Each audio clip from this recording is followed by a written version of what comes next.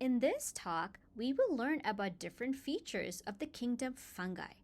All members of kingdom fungi are eukaryotes. Eukaryotes are thought to have evolved after prokaryotes. According to the fossil record, we are able to detect single-celled eukaryotes around 2 billion years ago. Now, U stands for true and karyon means nucleus or kernel. Now, nucleus itself means a tiny kernel or a nut. The reason the nucleus was named this way because when we look at a cell and observe the nucleus, it does indeed look like a tiny nut or kernel that is present in the cell. The nucleus is the compartment of the cell where the DNA is present. In the case of all eukaryotes, we do observe the presence of the nucleus, which is the home of its genetic information, or DNA. All eukaryotes are grouped in the domain of eukarya. There is immense diversity among eukaryotes. Some are unicellular, while others are multicellular. There are 4 traditional kingdoms in the domain of eukarya. The first one is Protista. The organisms that belong to this kingdom that has now been abandoned are protists.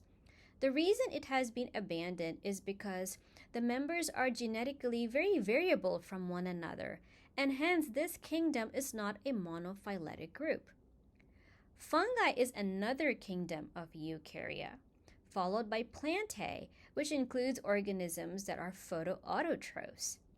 Animalia is the last or 4th traditional kingdom that is observed in the domain of eukarya.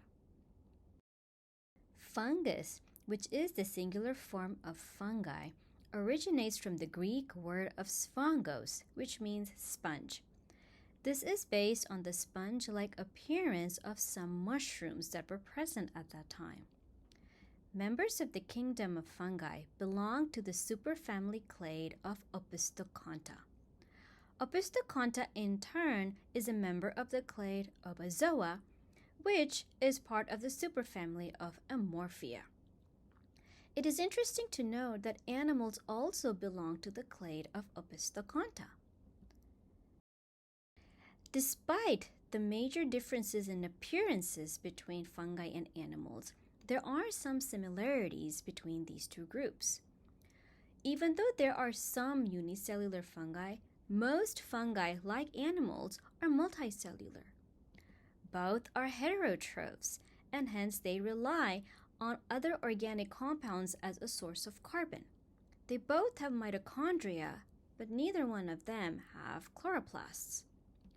Fungi have chitin as a part of their cell wall, and while the animal still does not have a cell wall, some animals, like arthropods, have an exoskeleton or an outer covering that is made up of chitin. Both fungi and animals will store glucose in the form of glycogen.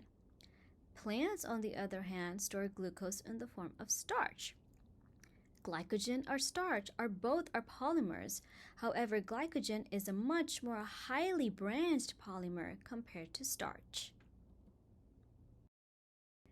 It is estimated that fungi evolved over 1 billion years ago. We do have fossils that show that they were present for at least 500 million years, but more evidence is needed in terms of fossils to show that they were present even earlier than that. By performing DNA sequencing, it has been shown that fungi are closely related to a group of protists called as nuclearides. These are unicellular aquatic protists.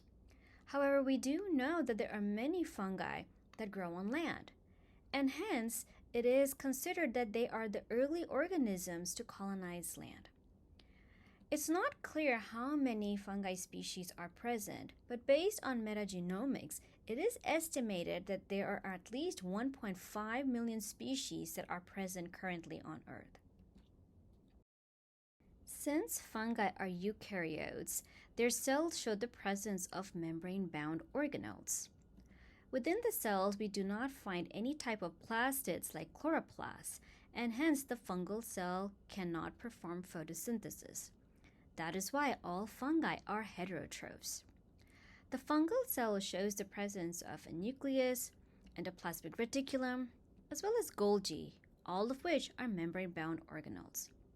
It shows the presence of other membrane-bound organelles like the lysosome, which plays important roles in degrading different compounds, peroxisomes, which play important roles in detoxifying reactive compounds like reactive oxygen species and other types of toxins, as well as mitochondria. This is the organelle that helps in the generation of energy molecules like ATP. The fungal cell also has the presence of a cell wall. The cell wall is the outermost part of the fungal cell and is made up of different layers. The outermost layer is made up of proteins that have sugars attached to them. These sugars are usually mannose and hence they're called as mannoproteins. Underneath the mannoproteins, we have a layer of glucans, which are polymers of glucose. The innermost layer of the cell wall is made up of chitin. Chitin is made up of a variation of glucose called as N-acetylglucosamine, which are linked together to give rise to an unbranched polymer. Chitin is inert and water insoluble and provides good protection to the fungal cell, in addition to the glucans and the mannoproteins.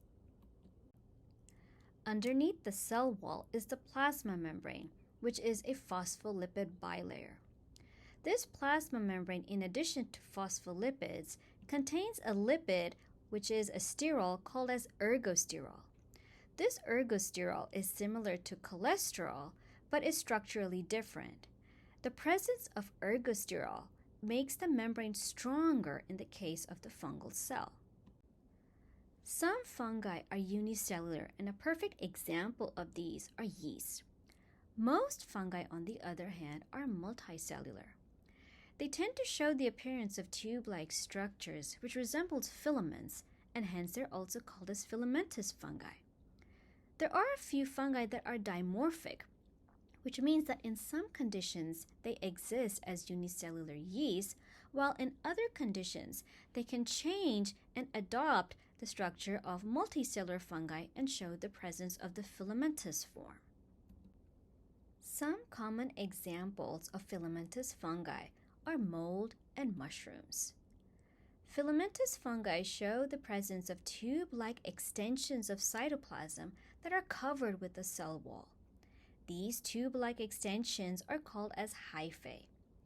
There are different types of hyphae. The first one is where each hypha shows the presence of a cross wall or a septum. Such hyphae are called as septate hyphae because of the presence of the septum. The septum divides the hyphae into cells, and in each cell a nucleus is present. Now, the septa, or these cross walls, tend to have pores and hence are porous. It allows the cell content of one cell to mix with the content with its neighboring cells. This includes exchanging proteins as well as ribosomes. Another type of hyphae is the one that do not have cross walls, and hence there are no septa. In this instant, each hypha appears as one single cell with many nuclei. This condition is called as cenocytic, and hence these hyphae can be called as aseptate, non-septate, or cenocytic hyphae. Hyphae intertwine with one another to form a network called as mycelium. This mycelium is able to anchor the fungus to whatever support it's growing on. It allows the fungus to infiltrate into the material that which the fungus is able to obtain its nutrition. Mycelia are known to cover great distances, and hence they are usually long, but they don't tend to be thick. This allows the mycelia to have more surface to volume ratio. This high surface to volume ratio aids in the efficient absorption of nutrients from the surroundings. Some hyphae become vertical to form aerial hyphae. These aerial hyphae usually bear reproductive structures. We can even see the presence of this aerial hyphae when we see mold present on foods like bread. Another example of a hypha that bears reproductive structures is a mushroom. All fungi are chemoheterotrophs, and hence they use organic compounds as a source of carbon and energy. They're able to obtain their nutrients by secreting digestive enzymes into their surroundings. This is because they do not have a digestive system as we see in the case of animals. The hyphae that are part of the mycelium secrete digestive enzymes that are able to break down complex organic matter in the surroundings. The simple organic nutrients that are thus obtained are absorbed by the cells in the hypha, and thus the fungus is able to obtain its nutrients.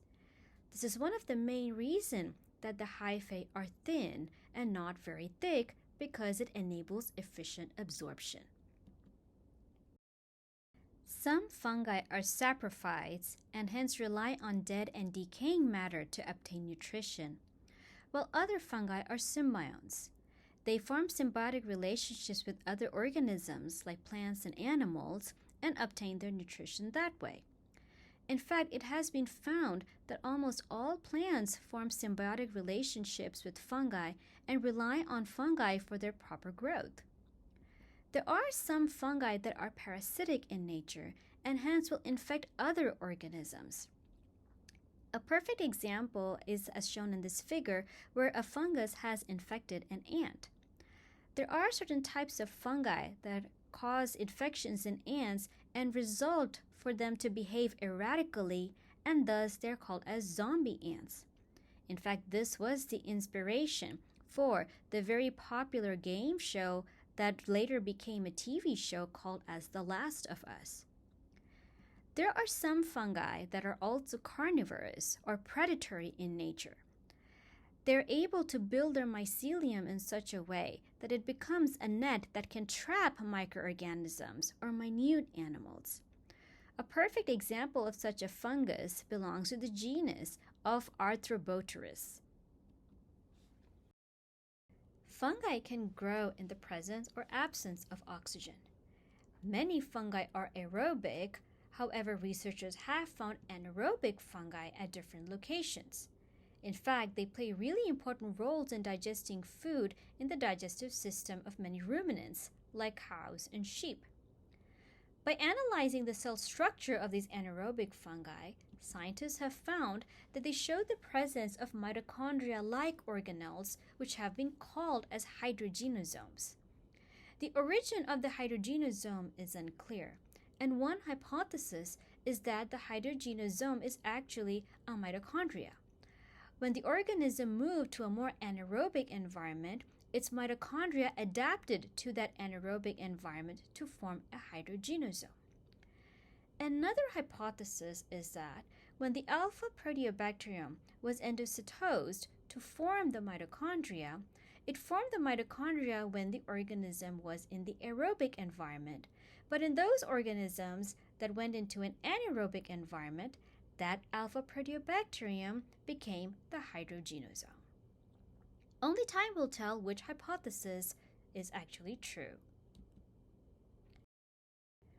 Fungi show different modes of reproduction and can reproduce asexually as well as sexually.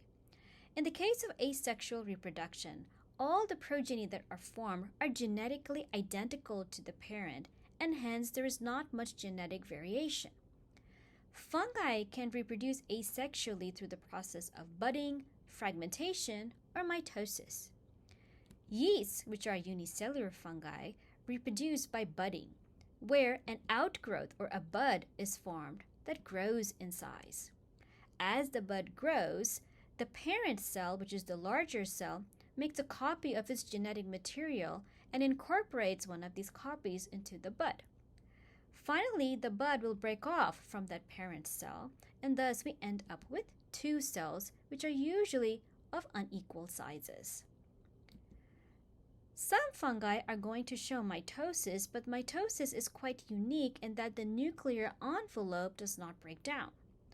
In fact, it has been shown that microtubules will form some sort of a spindle assembly within the nucleus and will help with the segregation of chromosomes. Most fungi produce spores that help with propagation. These spores are haploid and they can be formed asexually or sexually. Spores that are formed through asexual modes of reproduction, like mitosis, are genetically identical to the parent. The spores are normally produced in specialized structures called as fruiting bodies. Here is a picture of a fruiting body which has spores in it. The spores are released from the fruiting bodies, and upon appropriate conditions, the spores can germinate to produce hyphae. These hyphae in turn will form the network of mycelia. Haploid spores can also be formed by sexual reproduction.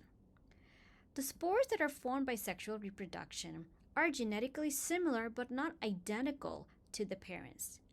Thus, spore formation through sexual reproduction increases genetic variation. The whole process includes many steps, and they always include the fusion of nuclei to form a diploid cell, which is also called as karyogamy. Following the formation of the diploid cell, meiosis has to occur in order to form these haploid spores. Formation of spores through sexual reproduction begins with mycelia of different mating types releasing pheromones. These pheromones allow the mycelia to move towards one another and meet. They then check for compatibility, and the hyphae of compatible mycelia start fusing. They can fuse head to head, as shown in the figure above, or side to side.